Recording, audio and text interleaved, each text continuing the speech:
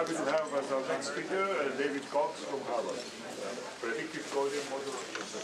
Great, thanks. So Wolfgang helpfully laid out the dichotomy between industry people and academics and experimentalists and computational people. And if you're wondering which one I am, the answer is yes.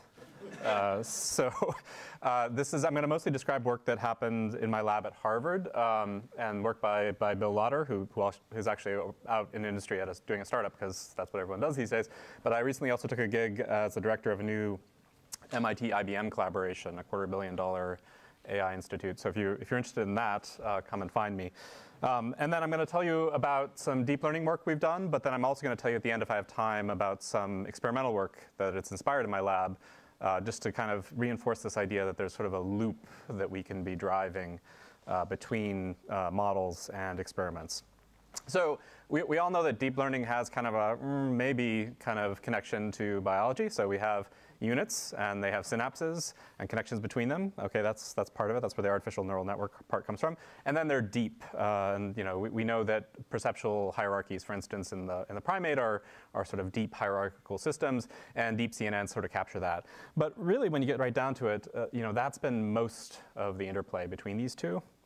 And I think a lot of us here are sort of trying to think, well, how can we go back to the brain and get more inspiration? But then also, how can we use the deep learning to actually help us understand the brain a little bit better? So again, this virtuous loop, you're going to hear this, I think, again and again and again.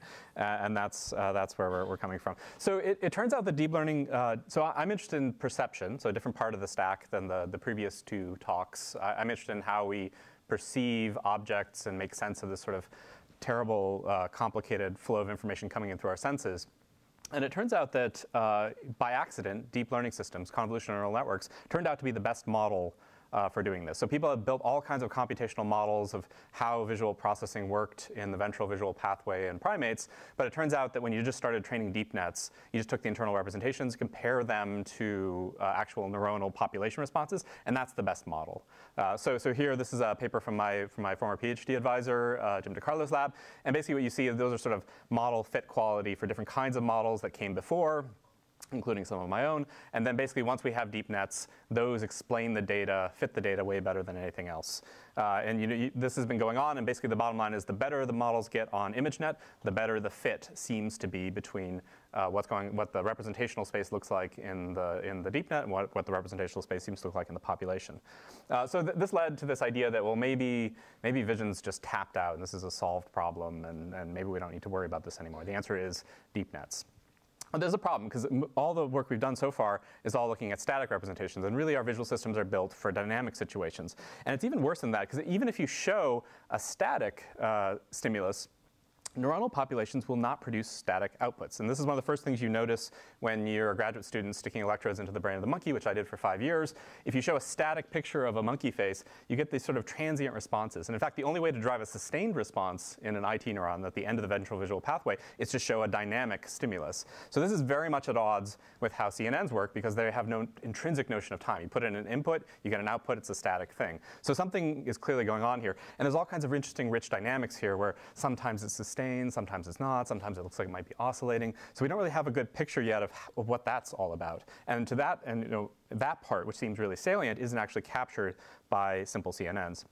And it gets even weirder than that, too, because there's this great experiment by Carl Olson's lab where he showed successive presentations of image, image, image, image. And in some cases, the second image, the B image, was predicted by the first image. So B4 always happened after A4. And you saw this a couple hundred times. And B5 was always seen after A5, showed a couple hundred times. And then basically what you see is you don't get a response to B4 if it's preceded by A4. Does that mean that the cell just doesn't like B4? Well, no, actually it will respond to B4, but only when it's preceded by a different image. So there's some kind of higher order temporal tracking that's going on that, again, CNNs just don't capture because they don't have any intrinsic notion of time. The other thing, too, which I think is actually a salient problem for deep learning, is that most of the data sets we have, to train these things, you need tons and tons and tons of data. If you want to train a dog detector, you need thousands and thousands and thousands of dogs and thousands and thousands and thousands of things that aren't dogs. And that's just not the way we learn. I don't sit down in front of my daughter and show her dog, dog, dog, dog, dog, cat, cat, cat, cat. That's just not the way it works. In fact, we can just do that experiment right now. Does anyone know what this is? Raise your hands if you do. Okay, we have a few electrical engineers in the audience. Okay, even though you've only seen this for the first time, is it present in this image? Yes. How many in this image? 2. How about that one?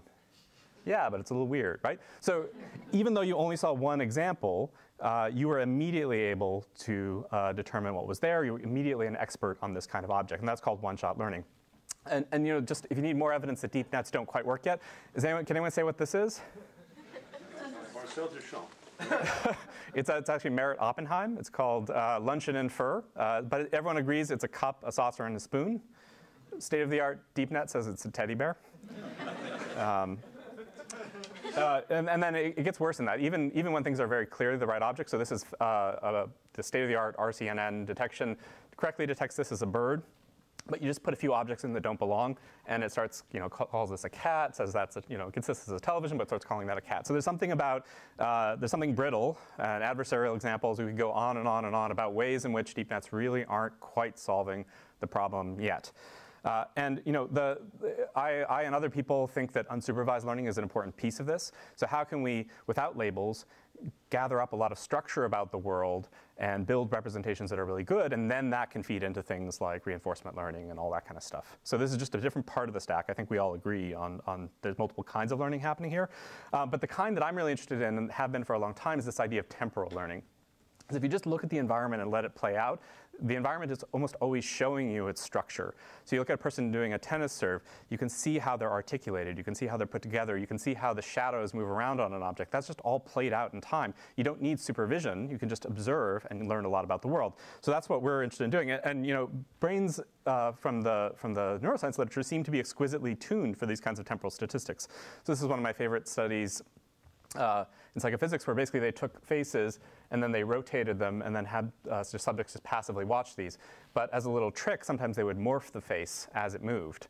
And people generally didn't notice this, but if you ask same, different later, ones that had morphed and they had seen them morph a few times, they would incorrectly sort of associate them as being the same object. And then you can even go further. This is something I did in my PhD. You can even have present a peripheral object and then have, while the subject is saccading, you flip it out for a different object before their eyes land. Their eyes land on a different object, and then you ask them to do same, different on peripheral versus fovea, and they'll make incorrect associations. So it seems like the brain is constantly collecting up these sort of temporal associations to make sense of the world. So we have experimental evidence this might be happening, but we don't have really models for it. Now there have been prior attempts. So slow feature analysis is an attempt to sort of extract those signals that are moving slowly, and this has been influential, but you know, it hasn't sort of unleashed, you know, a revolution in how we do things, but it's an interesting and important set of ideas. But what I want to do is look specifically at prediction as an unsupervised learning rule. So basically the idea that can we just use the idea of predicting what a future frame is going to look like to help us build better representations.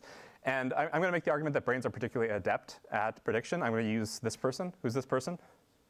Serena, yes, not Venus. Serena, you guys are experts. So anyway, so she can do a tennis serve at 207 kilometers per hour. That's 57 meters per second. That means the ball traverses the court in 400 milliseconds about. Now, the latency from the retina to the primary visual cortex is about 60 milliseconds. So that means that V1 is operating 3 meters in the past. And if we go all the way through the ventral visual hierarchy, then we're talking about 170 millisecond latency in a human. It's about 9 meters. So there's a very deep sense in which if you think you saw Serena Williams' tennis serve, you couldn't have, because your brain, the sheer pipeline latency of your brain was way in the past. So one suggestion that's been made is if you're returning that serve, a big part of what you're doing is you're looking at the windup and you're predicting where the ball's going to be, and that's where you're putting your racket. So, you know, and this idea has been sort of, you know, it can be shown. There's a little bit of nuance here, but if this is called the flash lag illusion. So if you look at this dot right here and then watch this sort of clock hand going around, you see how there's like a little flashing straight line? Now, is that line behind, in front of, or lined up with the clock hand? Behind, of course. And the rule with all optical illusions is if it looks like it's not lined up, it is lined up, and if it looks like it is lined up, it's not lined up. So this is perfectly collinear. And the sort of classical interpretation, and there's some nuance here, is that basically this line has to go through the full pipeline latency of the visual system, but this tracking line is predictable. So your perception just sort of puts it where it really is in real time. So this, and then there's another weird thing. Does everyone kind of see that it looks like it's tilted as well? Okay, just hold that thought. All right. So we wanted to get into this. So we were working in sort of machine learning, computer vision, and right around the time we were working on this, we got interested in this idea of future frame video prediction. So basically, the idea is that if we see a sequence of images transforming, the goal is to basically predict what the next image looks like. And this is now there was a little bit of work around the time we were doing this, and it's a much bigger field now. Just to acknowledge that there are other people working in this area, and we did some very simple things that you would do. In deep learning, and again, this sort of fits in the same spirit of what Matt was talking about, where it's like you just want the simplest possible models to start with, and just see how much your problem statement sort of it makes the problem happen. So basically, what we did is we took an autoencoder type architecture, and we just wedged a recurrent neural network, in this case an LSTM, in the middle, and then we also had a fancier version with GANs. Back then, there were only 4 GAN papers, so it seemed exotic. Now there's like 4,000 GAN papers. But anyway, so basically what we discovered is we could build these sort of generative networks that could actually basically sort of render faces. And this doesn't seem so surprising anymore, but at the time, I was shocked how well this worked. And there's some details about whether you use the GAN or not and whether the ear appears or not. But the basic bottom line is there's a future frame video prediction problem where we see a sequence of frames, and then we predict what the next frame might look like. Is actually a tractable thing we can do with neural networks now. And then the interesting, and of course it works on all kinds of different faces, including faces you haven't seen before. But the interesting thing here was we were really trying to look at what kind of representations do we implicitly induce when we train a network to do this kind of future frame prediction. So we're training the network with backprop, but the loss is coming entirely from how well does it reconstruct a future frame that it hasn't seen before. And the interesting thing that we find is if we kind of just take that internal representation and just sort of pipe it off and just ask how well can we decode other things, like the identity of the face, what we find is if we do a simple 50-way face recognition task where we need to tell which of 50 people it is, and we only get to see 1, 2, 3, 4, so on views of the person, what we see is if we start using these predictive networks, they're able to do a little bit better with a little bit less data. And this is what we're trying to get towards. Can we get representations where we can do more with less training data, and because we're sort of extracting some sort of deep part of, some sort of deep structure of the image. Now this was back in 2015, and then we also discovered that, for instance, you could into the representations that we learned, you could also find directions that you can move around in that would do things like make the face more male or more female. These are less surprising now that GANs are around and we can do all kinds of fancy things with them. But what we really were driving towards, just to get more to the punchline, was not this sort of very simple autoencoder with an RNN in the middle, but really getting towards this idea of predictive coding, which came from neuroscience. So the basic idea here, this is a paper from 1999 that popularized predictive coding, but the idea actually goes back about a decade earlier. And the basic idea is this. We start with an input. We have a feed-forward signal. We try and predict away the input, and we subtract that off, and we only send forward the differences.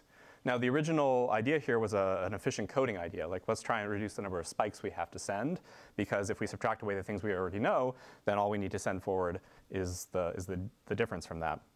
So what we did was basically to take, So in that standard paradigm, it really depends on what we think the signal is. If I'm looking at the outside and I'm trying to estimate position of a ball, and predicting where the ball is going to be is a different story than if I'm trying to estimate the velocity of the ball, right? Absolutely.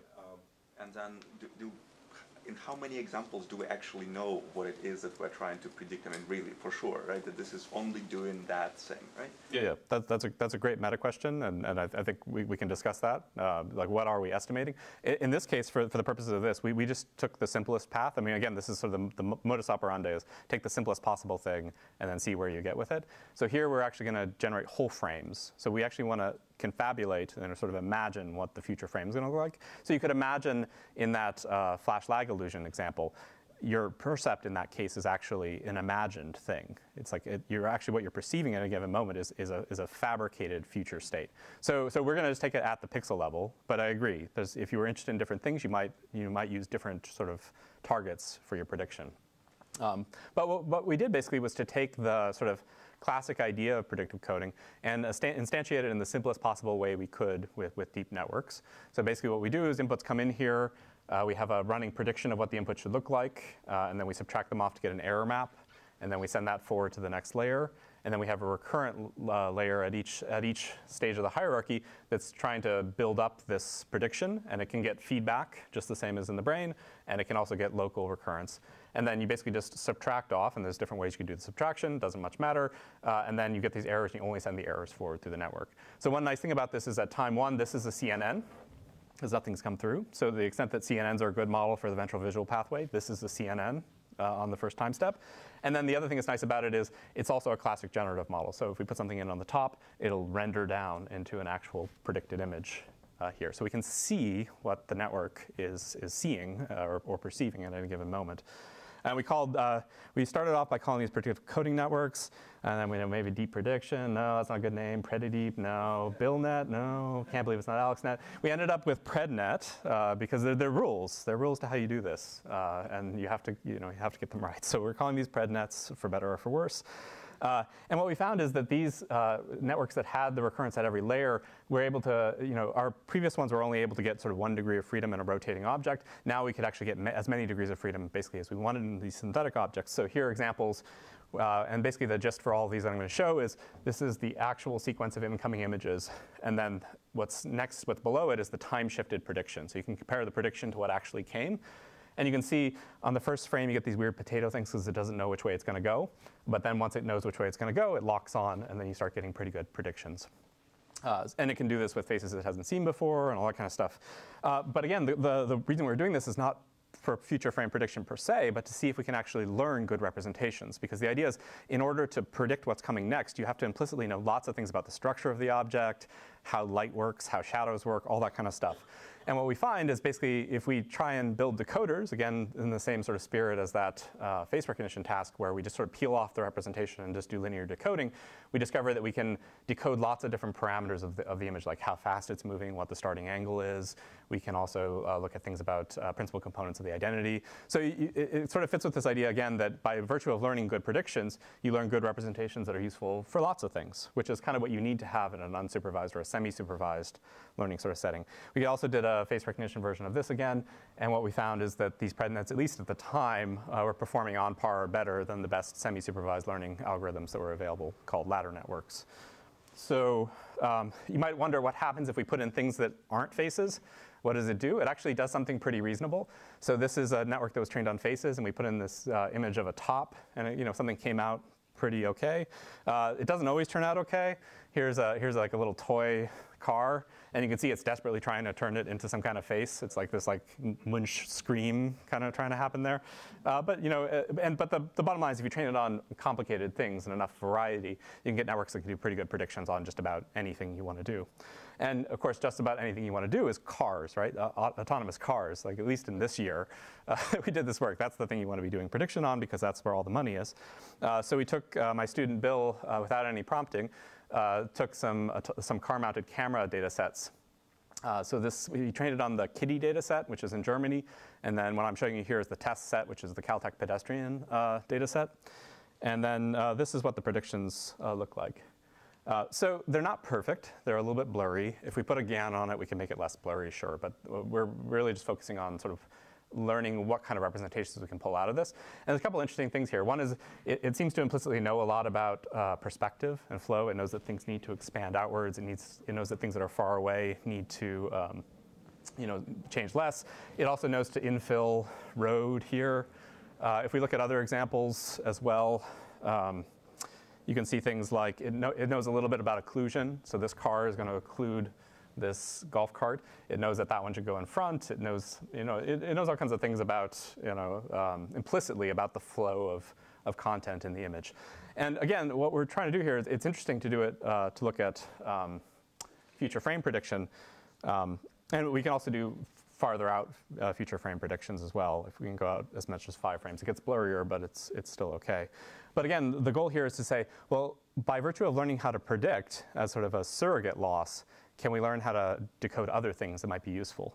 And in a car, one of the things you might want to learn about is what's the steering angle of the car.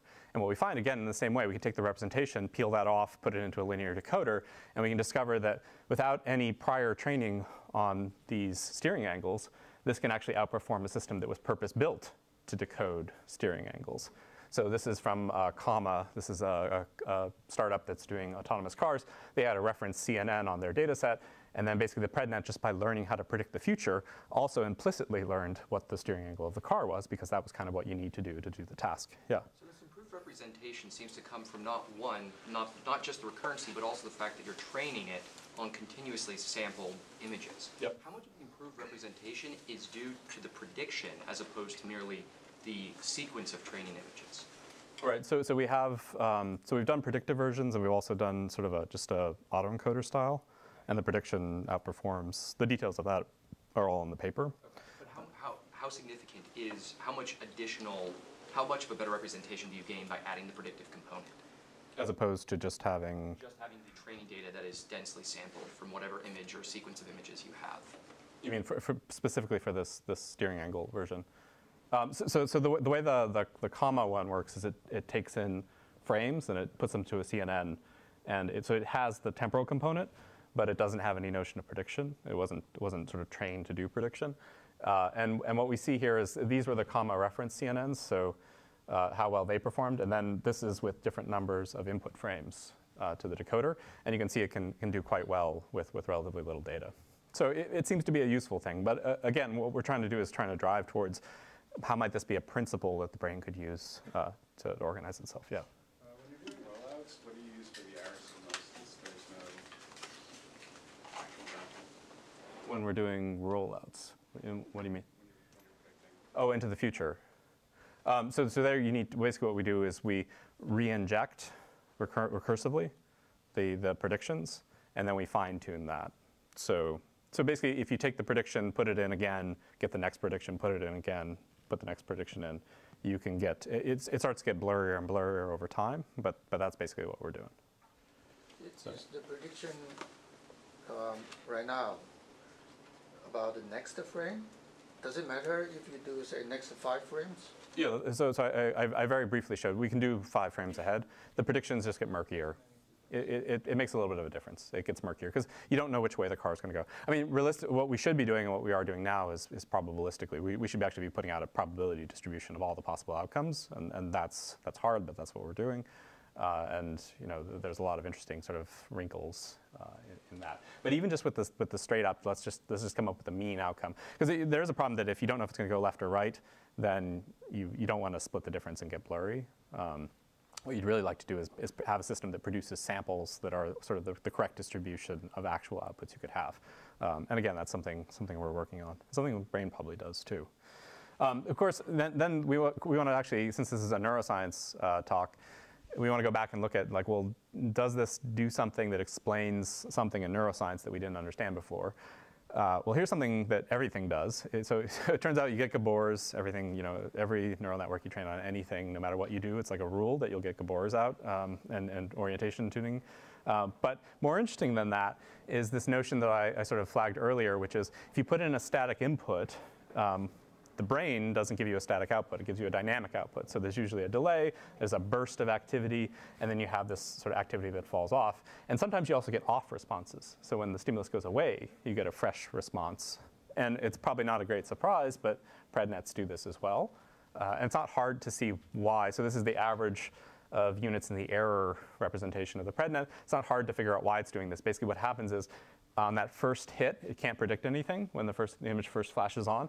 So you get a big bunch of activity. But then as it locks on and learns to sort of explain away the data, then it goes down. And then when you get the image off, that's another sort of surprise. And then you get another burst of activity. Yeah. It sounds like you're running this off frames, and the real world doesn't provide frames. If you had sprinkled the pixels randomly, like Toby Delbruck's event cameras or something, would you get the same results if it were a true continuum? For a true continuum. So it's true we're doing this in discrete time because we're talking about LSTMs and things like that, conv LSTMs. So we can't accommodate continuous time. But I don't think that's, personally I don't think that's a huge difference. We know the brain loves temporal discontinuities, Yeah. temporal edge detection. And if you hand it frames, you're just overloading it with edge detection. Whereas I look outside, I don't get any temporal edges. Well, I mean, these aren't like different frames. It's like continuous frames. So it's a relatively smooth progression through the space of images. And when you have nothing and then you put on something, that is the kind of discontinuity we're talking about. It is in discrete time. It's not like Yeah. So what we did is we literally put the image up, blank screen, put the image up, and then take the image off. And so that's like the standard sort of primate experiment version of this. And basically the PredNet does exactly the same thing, has exactly the same dynamics that you would find in primate visual cortex. So this is a bit of circumstantial evidence. At least that part sort of matches up with expectations. Originally, actually, predictive coding was designed to explain a phenomenon called end stopping, which is if you have a bar that's oriented the way a V1 cell likes, and then you make the bar longer and longer and longer and longer, the response will go up to some point, and then once you make it longer, actually the response gets suppressed. So it's like too much of a good thing. The longer the bar is that's in the orientation that it likes, it actually reduces the response. And true to form, the PredNet version of predictive coding also has this sort of end-stopping response, which is a nice thing to have. But it goes further than this. There's also this notion of surround suppression. So if you have a stimulus which is a dot, and you make it larger and larger and larger and larger, V1 cells will like it better and better and better and respond more and more and more up to a point. But then beyond that, they'll start being suppressed, as if there's a suppressive surround around the response. And what we find is that the PredNet also has this quality. So if you look again in the bottom layer, the response goes up to a certain size of a dot stimulus, and then it's suppressed.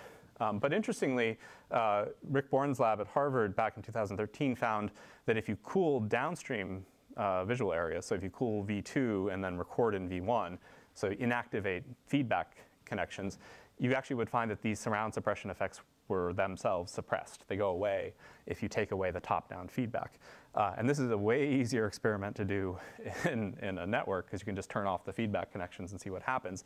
And lo and behold, you get almost exactly the same pattern of feedback. So in the PredNet, to the extent there's surround suppression, it's happening as a top-down feedback phenomenon, just the same way it seems to be happening in the primate. And then, as we sort of march through these things, we also have this interesting sort of sequence learning effects that you see in the end of the ventral visual pathway. And lo and behold, if you show a PredNet these things, so the PredNet's just trained on natural images, like car videos. And then we're going to show it these stimuli that are basically the same as what you would find in these experiments. In an untrained PredNet, you get these sort of funny effects where you flash up an image and it takes a little while to sort of predict it away. But then as you train these sequences so that they're expected, you get sharper and sharper transitions between these images. And then what happens is basically the same exact result. So if B is predictable from A in serial presentations, and again, this is trained on cars, and then we just subsequently show it a few of the, a comparable number, hundreds of examples, then B will be suppressed if A explains away B. But if we show that very same B, with something else that's not A, that doesn't predict it in front of it, we get the exact same result that the Carl Wilson and company got. So it's able to track with almost exactly the same number of trials some of these interesting sequence learning effects with no extra machinery needed to be added. And then you might also ask, okay, that flash lag illusion. So you might remember, this clock's going around, this bar is flashing, it's actually lined up, but it looks like it's lagging behind. So you might ask, well, does the same thing happen with the PredNet? And the cool thing about generative neural networks is you can see what they're experiencing, because we can just visualize the error layer. And so this is what it's seeing. Now there's a caveat here. Does anyone know what the caveat is? Yeah. So you're getting a double dose. So the network is seeing it, and then you're seeing it on top of what the network is seeing. So if we really want to do this, we need to look at freeze frames. And we can see exactly what the network's seeing, and there it is. There's that weird lagging, and there's the tilt too, right? That was weird. There wasn't a satisfactory explanation for that tilt before, and it just sort of falls out of the PredNet. Yeah. There's something I'm missing, because the flashes are predictable too, right? They're just predictable on a longer time scale. So you have temporal uncertainty in somehow. Okay. Yeah. So it's the same thing with the human version of it, right? Like it's predictable, but there seems to be some window beyond which it's effectively not predictable. That's right. There's also weird things, like you see these like weird ripply things happening, and I don't know what those are, but they're really cool, and I like looking at them. And we'll figure out what they're for eventually. And then I love the scientific community, and I love arXiv. So we posted this, and a group in Japan picked it up and started using it. So they basically wanted to see these illusory motion stimuli. They wanted to see what would happen if they showed them to prednets. So the way these work, hopefully you're experiencing the illusion right now. This is a static image, but it looks like these are sort of, these ones are sort of rotating, and these ones are not. So this is a classic, sort of illusory motion sort of stimulus. And it turns out if you train a prednet on these sort of rotating, so it's seeing real objects rotating in the world, or synthetic images of like propellers and things moving in the world, and then you compute the flow vectors on the actual predictions. If you just let a prednet look at these static images, the prednet actually produces flow vectors that are consistent with the illusion. So when humans see the illusion, the prednet has optic flow that looks like what we see, and when humans don't see the illusion, there's no optic flow. So this is interesting, especially because the usual explanation for these things has to do with sort of epiphenomena about the relative latencies of visual responses. And now that might still be true, but this at least gives you another possible explanation, which is that you have a system that's trained with a predictive loss. It's going to naturally have some of these biases that come from the sort of statistics of the world. Good question. Yeah. So how far ahead do you, and what's the frame rate? So, and how much would that matter? I would think that if the frame rate's too small, you don't learn anything because it gets ridiculous. Yeah. If it's too big, it's too hard. So is there an optimal frame rate for? Yeah. So with all things neural network, like we just hide all the parameter search that went into it. There is indeed. So the failure mode in general, when it doesn't learn, so if we have like the hyperparameters wrong or whatever, is that it predicts the last frame. That's usually our benchmark against which to see if it's working. So we take the reconstruction loss if you just said it's the same as the last frame, and then compare how much we improve the error. And then you're right, if it's too herky-jerky, then it has trouble learning. So I don't have a good quantitative answer for you, but there is indeed a sweet spot. And guessing 100 milliseconds-ish, not there. yeah, I mean, it depends on how fast you run the frame rate. We were running these at 10 frame rates, so that's kind of, about 100 milliseconds. I mean, it depends on how fast things are moving as well. So anyway, so I promised that we would get back to a neuroscience experiment. So I'm going to tell you about a story about an actual neuroscience experiment that the neuroscience side, the wet lab part of my lab, did in response to the computational work that was going on in my lab. So you might remember that we could read out the steering angle from a self-driving car using the internal representations in the prednet. We also had the idea, well, wouldn't it make sense to actually take the efference copy of the steering wheel, all the odometry of the car, if we could just feed that into the representation, surely the network would do a better job of predicting. So if I'm trying to predict how the world is going to change, if I know that the wheels turn this way, I can make a better prediction about how the world's going to change. I might also be able to do cool things like if I could sort of fictively imagine, like conditionally generate, if I turned the wheel like this, what would the world look like? So this is something we started doing just because it made sense from a machine learning standpoint. And no big surprise, when you don't have a efference copy, which is basically the sort of vanilla prednet, you get certain convergence over time. So you get down to some mean error and with training epoch. But if you include this extra information, unsurprisingly, the network converges faster and comes up with a better result. So that's all fine and good. But if this were true, and this is what was happening in the brain, that would imply that in visual cortex, we should have signals from motor cortex, right? They should be there. And if they're there, we should be able to decode them even in the dark, potentially. So my student Greg thought this was a great idea. He was doing 24/7 recordings in visual cortex in a rat at the time, so he just had boatloads of data. So we just said at lab meeting, well, hey, why don't you just put them in a dark box, like so there's no light, completely light tight, and see if you can actually, and you have an accelerometer on the animal's head anyway, because the minute you're putting electrodes in, you might as well put an accelerometer in there too. And then, so we can record from many tetrodes.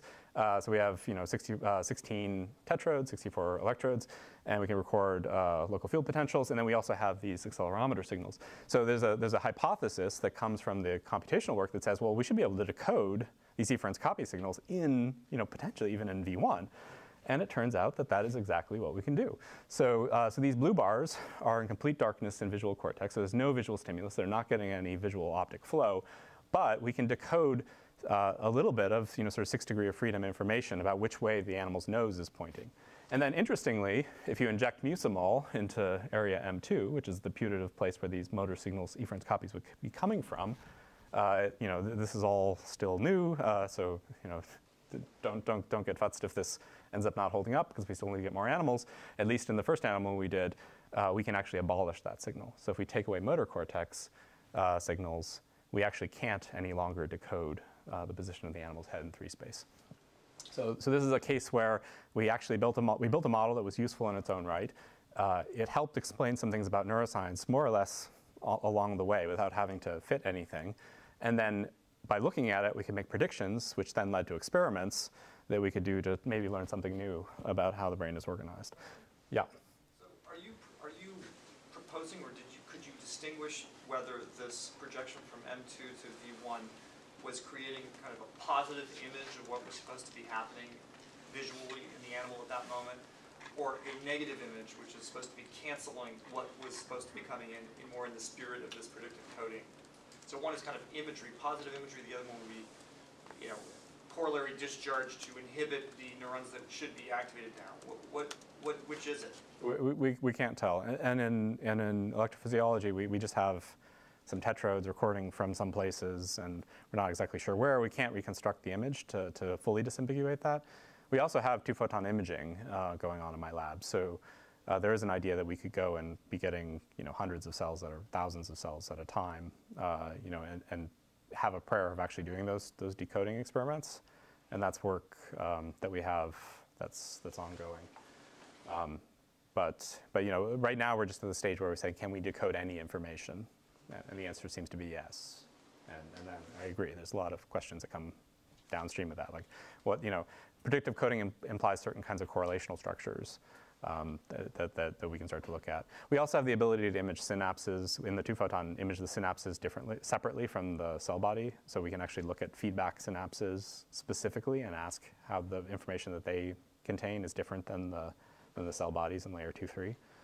So these are all experiments that are ongoing, but I don't have a good answer for you. But that's the right kind of question, and that's the right kind of question we can ask when we have these kinds of models that can guide our experiments. So anyway, so this is just my pitch. So apparently at DeepMind, it's a circle. For me, it's just a ping pong. I don't know. I like the circle better. Maybe I'll change. Top of yeah, that's right. So people are picking this up, including neuroscientists, and we love that. If you want to pick it up, there it is. The code's all free. I'm told it's not hard for other people to get working, so that's great. That's a testament to Bill's hard work to share things. So I just want to try and get us back on schedule. So this is my lab. I just wanted to acknowledge everyone, particularly Bill Lauder, and then all the people who funded this stuff. And then just one shameless plug. So I've just started as the director of this institute. If you're interested in sort of AI and neuroscience nexus, the kinds of stuff that I'm showing you here, and you're interested in doing that in industry, find me during one of the breaks. I'd be happy to talk. All right, thanks.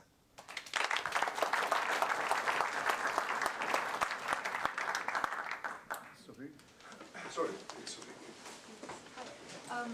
So first of all, could you rule out vestibular signals in your experiment? Because it's well known that the vestibular neurosurgery project to primary cortices, and if you paralyze the mice, it won't move as much, it won't create vestibular signal. And second remark is that it's well known that there are postural signals that are modulating activity in V1. It's not a surprise. Yeah. It's true in monkeys, it's true in cats. I mean, yeah. Yeah. So the most of the the motor modulation, there's a whole cottage industry of like mice on trackballs when they run versus when they don't run. And basically there's more information about whether they're running or not than there seems to be about the visual system. That's sort of like the first approximation. But a lot of there's been a sort of a dichotomy of people who are either think, maybe this is a predictive processing kind of thing versus people who think it's more of like an arousal, sort of like when the animal's running, they're on, and when they're not running, they're off or something. And you can probably imagine which one I think is the more likely scenario. So the idea that we can actually get information about the actual direction the nose is pointing, I think is interesting and a little bit surprising, and feels like at odds with the idea that it's just sort of an on versus an off kind of transformation. Now, in terms of vestibular signals, yeah, I mean we've talked about the experiments aren't pretty, but you can imagine what they're like. It's like, I'm moving the rat in the dark. Here I am with my rat moving it in the dark. you know, like sometimes you have to do the science, and it's not glamorous. So we are interested in those experiments. I mean, it doesn't sort of go against the general theme here. Like wherever you get the signals from, you'd be crazy not to use them. I think the fact that we see some reduction in them when we knock out M2 suggests a little bit that maybe it's more of a motor efference copy. But it's entirely possible that the vestibular inputs are getting through to V1 through M2. M2, does that have effect on the motor behavior of the mice? So M2 is, I mean, it's sort of like frontal orienting fields in a monkey to a first point. It's like an orienting area. Yeah, so as near as we can tell, it doesn't seem to. So we've done sort of all the marginal comparisons. So you'd expect it to have some effect. It turns out you can actually just scoop out all of M1, all of motor cortex. My neighbor at Harvard, Ben Solowski, did this experiment where you basically just carpet bomb all of motor cortex, and the animals can still do all kinds of complicated motor tasks. So that's alarming if you study motor cortex. But from our perspective, it's actually a good thing because it means as near as we can tell, we're not changing the statistics of the movement. One of the things we're moving towards is trying to get more quantitative predictions about like what would the actual predictive coding sort of subtractive signals look like versus the others. And having a model at least gives you a prayer of being able to sort of ask those kinds of questions. But I agree, it's complicated. It's not the end. It's not the end all be all.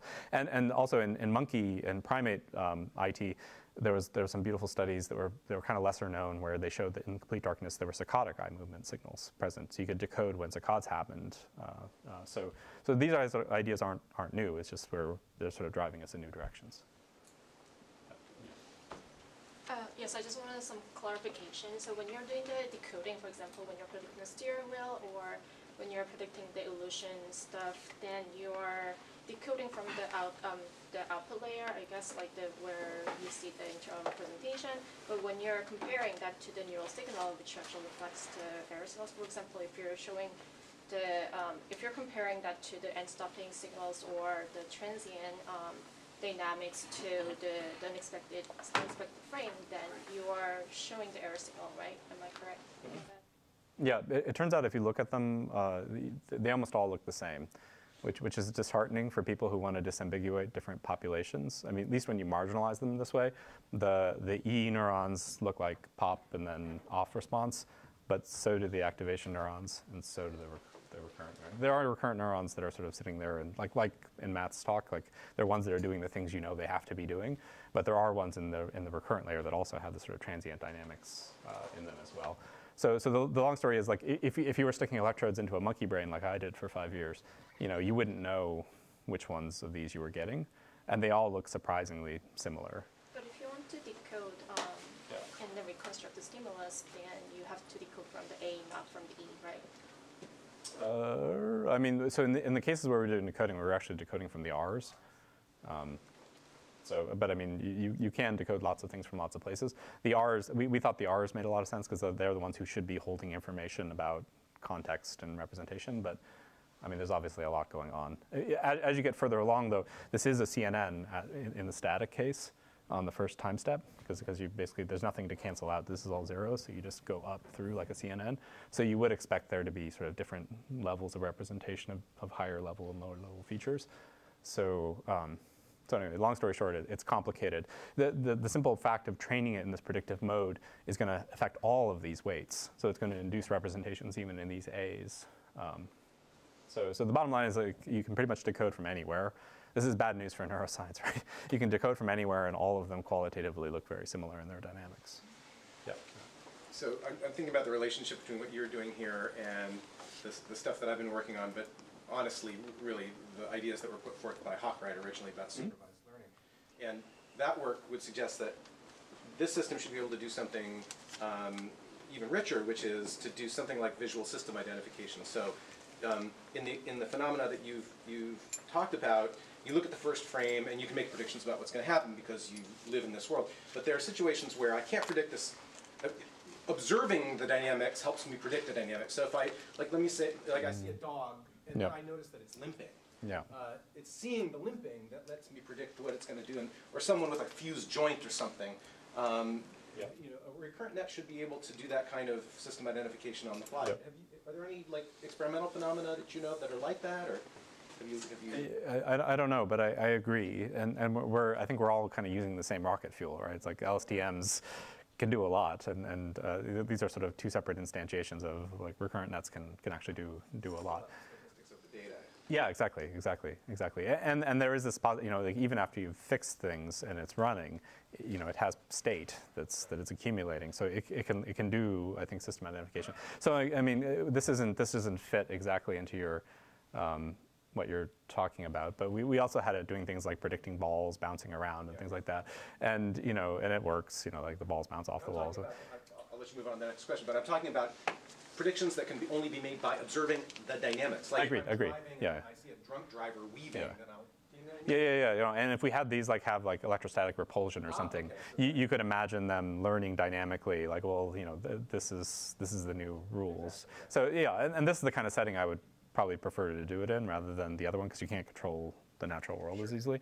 But I think it's really interesting. I mean, there are limits to the capacity of this thing to learn. So it can't. If you have very complicated movies and things, it doesn't do a great job of predicting the next frame. So we've far from cracked the nut, but it just feels like we're kind of moving maybe a little bit in the right direction. That's all we're finding. Are we out? One quick last question. Okay. This sounds so much like the project I spent 20 years of my life working on. I've had so many people tell me that. I'll tell you, I started as a postdoc, my NIH postdoc. It ultimately got published at NIPS as unsupervised pixel prediction. So it's all that stuff. Yeah. I was so proud of generating n-stopping Yeah. out of it. Yeah. But that was in C++, and that was a long time ago. And it was like this. It was just trying to predict a moving dot on toroidal boundary conditions, 8 by 8 pixel grid. Yeah. The simplest, stupid thing. No recognition of anything. It was only doing the motion problem. Continuity and time. I wrestled with it. It was awful. It worked kind of okay. Yeah. It wasn't a brain. Yeah. I kept doing it while I was working as a coder and an algorithm guy and stuff in Silicon Valley. So it was always my side project for decades. Went from C++ into Java. I worked at Redwood Neuroscience with Jeff, took Lawrence Wiscott's flow feature analysis, threw away a year of code, redid it. But ultimately what happened was I realized, I ultimately gave a presentation here that it worked with just using matrices and just the algorithms, forget the neurons. It was that hard. Then I threw away even the matrices and finally got a zero parameter model where I just assumed a volumetric 3D computational medium of the interstitial and intracellular space. So if you assume brains just do 3D computations intrinsically, it turns out everything comes out. But I don't have the recognition part. So I understand, I think we understand continuity and time, and it's just what you say. Yeah.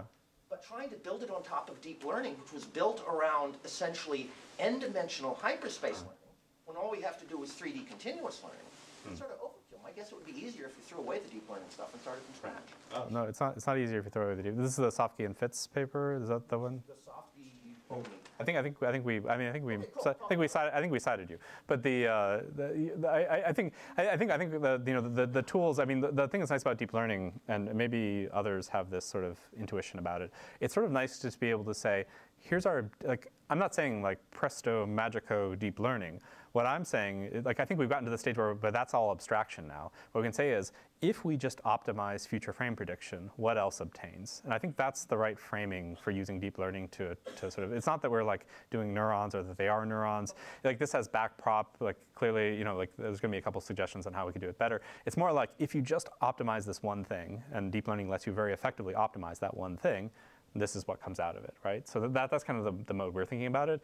And could it be reduced to some other simpler thing? Sure, but we just wanted to have the tools that take us to that point.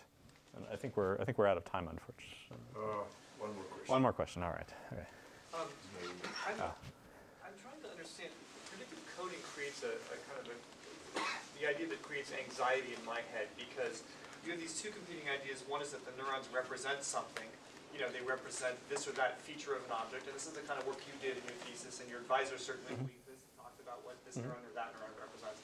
And then in the next moment, the neuron doesn't represent a thing; it represents, in fact, it should not fire at all if it's correctly representing the thing.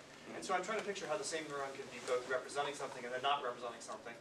And the question is, maybe the answer is in your last picture when you said sort of on the first pass through your model, basically the representational kind of thing is getting passed forward through these error units, which are the only things passing anything forward, which is a pretty strong constraint in your model.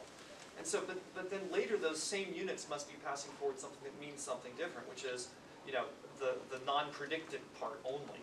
Those are two very different things at different times. And so, is that the correct interpretation? Which is that sort of there's a time multiplexing where maybe a first pass through the ventral stream is the representational pass and could lead to successful recognition of an object, and then later that thing is somehow shut off because everything is predictable or what have you. Is there a time multiplexing of two very different quantities being passed forward? So people have suggested time multiplexing in the responses before. So there's a paper, it was from, I think it was from Yashta's group, I could be wrong about that, where they're basically claiming that the initial pop of activity had different information than the latter part. I would say when Jim and I have said in the past that this neuron represents that thing, we're taking time, like spike counts within a 100 millisecond window after, 100 milliseconds after onset of stimulus. That same neuron is categorically not doing that 100 milliseconds after that, right? Like, there's this weird phenomenon that a lot of the neurons are shut down. So I think this idea that these neurons, the firing of these neurons signal that, without any further additional context, I think that kind of has to be wrong at some deep level. I mean, like the fact that these things are so dynamic, I think at the end of the day, all the system cares about is that it makes the right call and initiates the right behavior. I don't think there's any requirement that there be labeled line neurons that signal features. So this is an example where you have neurons that will look that way if you look at them through that lens, but I think the reality of the situation is quite a bit more complex, and I agree it's unsettling, but we should probably confront it. Thank you.